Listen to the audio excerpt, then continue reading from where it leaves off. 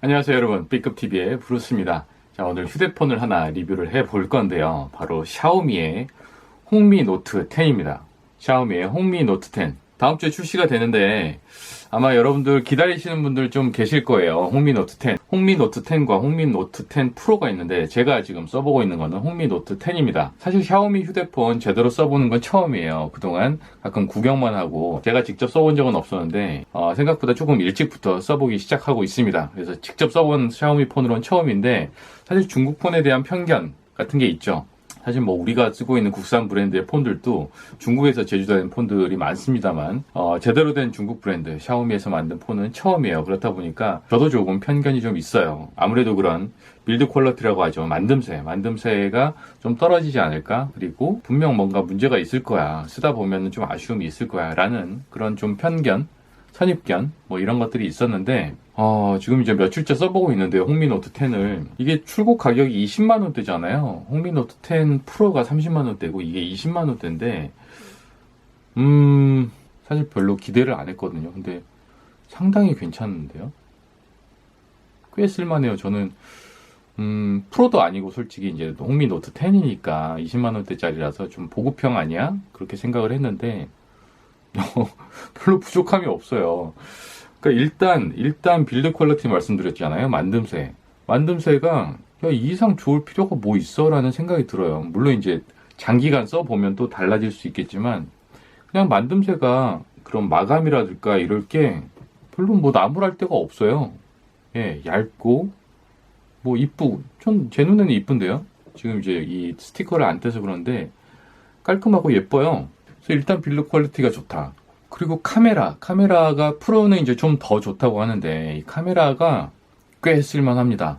그 카메라를 찍을 때 이 화면 자체 보고는 별론가 싶었는데 인물 사진 기능이 있는데요. 인물에 집중하고 나머지 배경은 날리는 아웃포커싱하는 그런 기능을 가지고 있는데 이 홍미 노트 10에도 그 기능이 있거든요. 그런데 생각보다 괜찮습니다. 찍었을 때 물론 프로세싱이 아웃포커싱 프로세싱을 하는데 조금 시간이 걸리긴 하는데 그 부분은 조금 아쉽지만 사진의 결과물은 꽤 괜찮더라고요. 그리고 그 찍을 때뿐만 아니라 사후에도 조금 조절할 수 있는 이 아웃포커싱 기능이 인물 사진 기능이죠. 이 기능이 생각보다 좋았고요. 그리고 접사 성능도 나쁘지 않았습니다. 그러니까 그냥 일반 카메라로 찍으면 접사가 조금 덜 되는 거 아니야 이렇게 싶은데 이 카메라 옵션 중에 프로 기능이 있거든요. 프로 카메라 프로 기능을 설정하고 거기서 접사를 찍으면 정말 가깝게 진짜 밀착해서 찍을 수 있었습니다. 그래서 여러모로 카메라 성능도 이 정도면 훌륭한데 라는 생각이 좀 들었어요. 동영상으로 찍을 때 뭐 소리나 이 동영상 성능도 별로 뭐 아쉬울 게 없었고요. 그래서 20만 원대 휴대폰 치고는 카메라도 상당히 좋았다.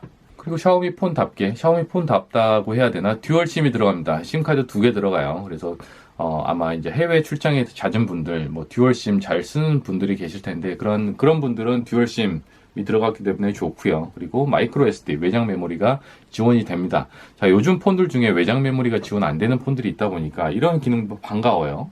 그리고 반가운 게 또 하나 있습니다. 바로 3.5파이 헤드폰이 지원이 돼요. 요즘에는 다 무선 이어폰들 많이 쓰지만 저는 사실 유선 이어폰에 대한 그리고 특히 유선 헤드폰에 대한 애정이 많아서 이렇게 집에 안 쓰고 모셔둔 헤드폰들이 많거든요.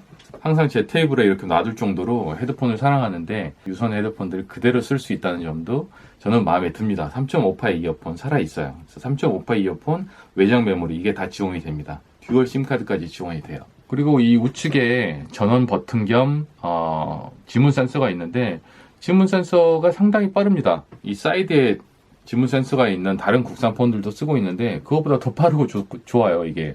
그래서 지문 센서까지 빠르고 성능 좋다. 아까 말씀드렸지만 가벼우면서 이 화질도 되게 좋습니다. 고해상도의 아몰레드 화면을 썼는데 디스플레이 나무랄 데 없어요. 충분히 좋고요.